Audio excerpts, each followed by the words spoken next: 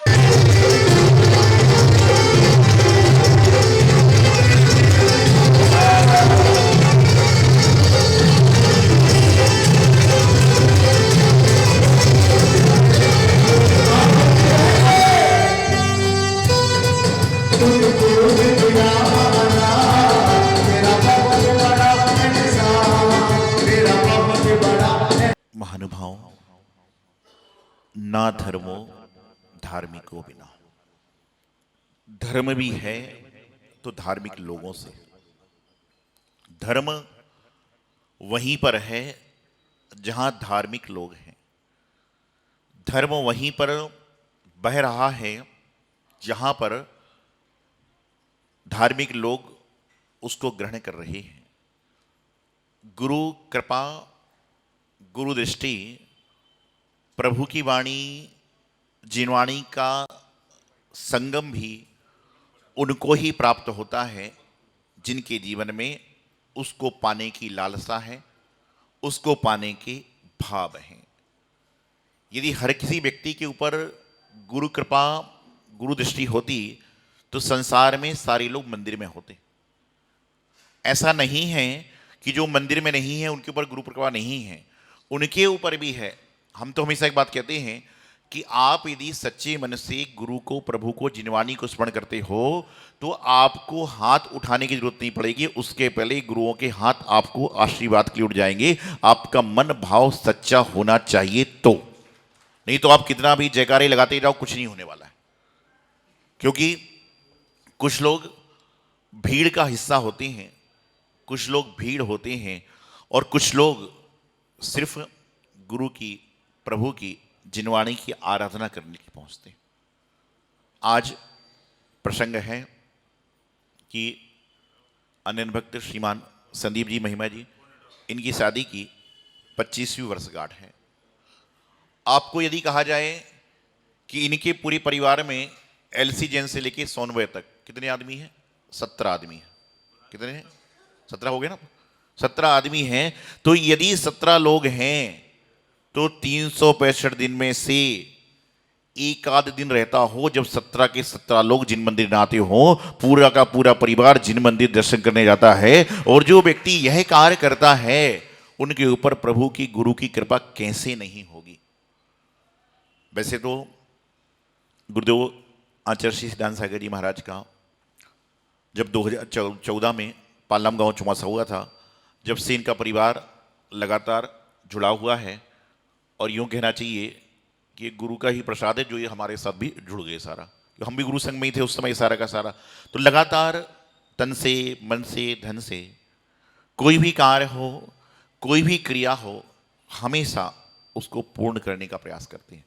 और कहते ना कि यदि गुरु महाराज भी आपको किसी निमित्त से याद कर रहे हैं, चाहे वो पूजन की बात हो, चाहे दान की बात हो, चाहे स्वाध्याय की बात हो, चाहे बिहार की बात हो, चाहे आहार की बात हो, तो आप अपने जीवन को सौभाग्यशाली समझिए कि उनके पास हजारों लाखों लोग आते हैं, लेकिन गिने चुने लोगों को हो वह स्मरण करके बुला रहे हैं। ये आपके जीवन का भाग्य है।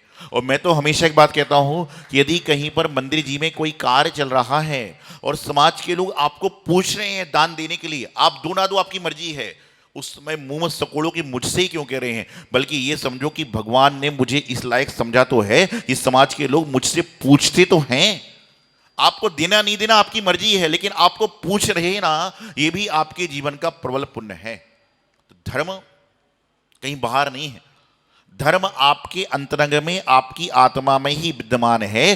अंतर इतना है कि जो धर्म को अंतरंग से जान लेता है उसके बहिरंग में भी धर्म आ जाता है, और जो अंतरंग से नहीं जानता उसको बहिरंग में धर्म मिलेगा नहीं।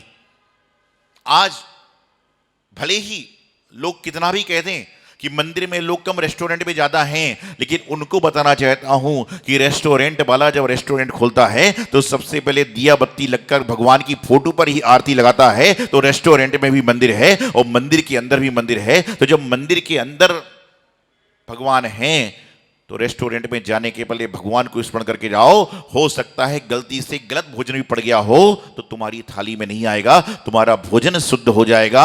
जो भगवान की भक्ति करके भोजन और भजन करते हैं, भक्ति पूर्वक भोजन भजन करते हैं, उनके जीवन में कभी कोई असावधानी होती नहीं।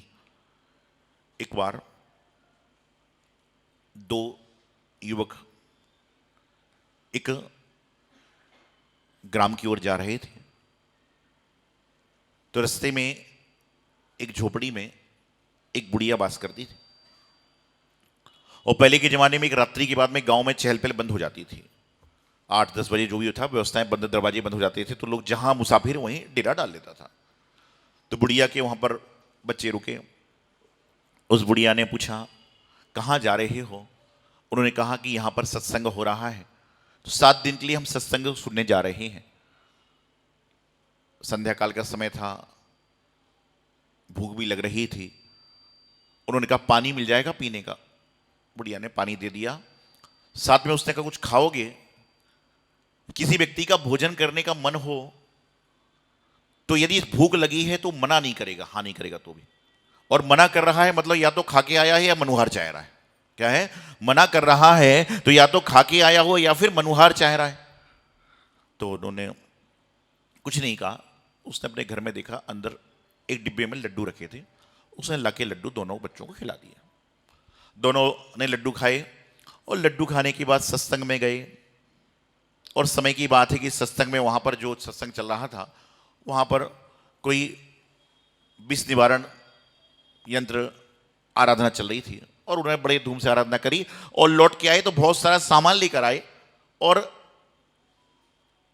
सज्जन व्यक्ति का लक्षण ये होता है कि जिसने हमें 2 चीज दी है तो हम जाते समय 20 चीज देकर उसको जाएं। ये सज्जन व्यक्ति की सज्जनता होती है।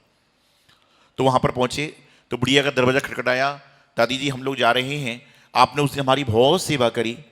तो बुढ़िया उम्र की थी, उसको याद नहीं आया। बोले कब आए थे आप लोग? बोले 7 दिन पहले तो आए थे और आपने हमें खाने के लड्डू दिए थे। बुढ़िया ने कहा भगवान का शुक्र है तुम लोग जीवित हो।